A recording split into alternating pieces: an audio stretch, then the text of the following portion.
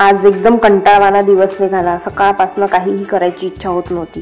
10 वाजून गेले तरी कशालाच पत्ता नव्हता। नाश्ता सुद्धा झालेला नव्हता, फक्त चहा पिऊन झालेला होता। तर मी आज ठरवलं की एक तुमच्यासोबत रेसिपी शेअर करते। त्यानंतर इकडे खुशांनी सगळा पसारा करून ठेवलेला होता। पूर्ण हॉल असा पसाऱ्याने गडबड भरलेला होता।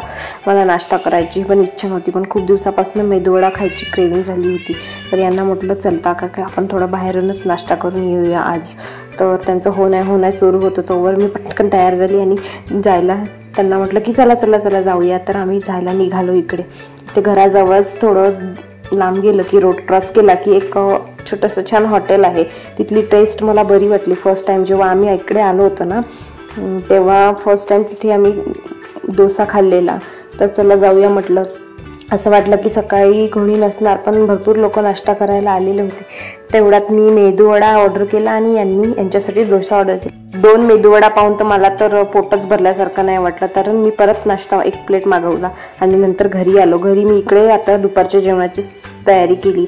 इथे मी पालक भाजी बनवते आहे। त्याच्यामध्ये मी थोडी कापून मेथी टाकते, त्याने छान अशी एक टेस्ट येते। दुपारच्या जेवणामध्ये पालक भाजी, भात आणि चपाती बनवली। आज मी तुमच्यासोबत एक रेसिपी शेअर करणार आहे। तर मी 1 किलो आवळे आणले। त्या 1 किलो आवळ्याला 1 दिवसभर फ्रीजरमध्ये ठेवले। त्यानंतर ते आवळे बाहेर काढून त्याला 2-3 तास ठेवले। त्यामुळे ते त्याचे साल असे नरम होतात आणि साल काढायला बरोबर मदत। सर्व आवळ्यांची इथे साल काढून घेतले मी। त्याच्या एक पाकळ्या वेगळ्या केल्या, त्याच्यामधल्या सगळ्या बिया अशा काढून घेतल्या। नंतर इथे प्लास्टिकच्या डब्यामध्ये ठेवते आहे मी। प्लास्टिकच्या डब्याचाच वापर केला, स्टीलच्या भांड्याचा वापर नाही करायचा आहे। त्याच्यामुळे मग सगळ्या जितकं त्या फोडी भरणार आहे तितकीच साखर आपल्याला इथे वापरायची आहे। तर मी जितक्या त्या फोडी जमल्या तितकी तेवढी साखरच घेतली आहे। तरी आज मला इतकं फ्रेश वाटत नाही आहे। यांच्याकडनं माझा एक व्हिडिओ डिलीट झाला, त्यामुळे माझी खूप रडारडी झाली होती आज। इकडे खुशांगचे बघा कसे पराक्रम चालू होते। सगळ्या वस्तू खाली फेकून मस्त तिथे बसलेला होता। सो आवळा कँडी कशी बनवली बघूया। त्यानंतर ही साखर त्याच्यामध्ये टाकून छान साखर मिक्स करून घ्यायची। साखर मिक्स झाली की व्यवस्थित त्याचं छान असं पाणी सुटल्यासारखं होतं। मग ते रात्रभर ते पाण्यामध्ये भिजत राहू दिलं। त्यानंतर दुसऱ्या दिवशी मी त्याच्यामध्ये थोडं मीठ टाकलेलं आहे।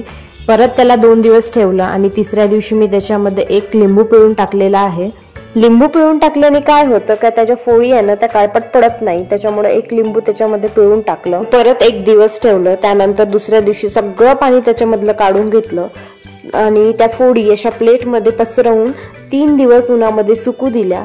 आजचा 3रा दिवस। तर आज मी त्याच्यामध्ये छान पिठी साखर करून टाकेल, म्हणजे त्या वर्षभर छान स्टोअर करता येईल आणि वर्षभर खाता येईल। ही आवळा कँडी खायला ही खूप छान वाटते आणि पचनासही मदत होते। तर तुम्ही पण ही आवळा कँडी ट्राय करा। मी अमृता किचन विलेजचा व्हिडिओ बघून ही आवळा कँडी बनवलेली आहे। आणि आजचा ब्लॉग कसा झाला ते नक्की कमेंटमध्ये सांगा। लाईक, शेअर अँड सबस्क्राईब जरूर करा। चला तर भेटूया, बाय बाय।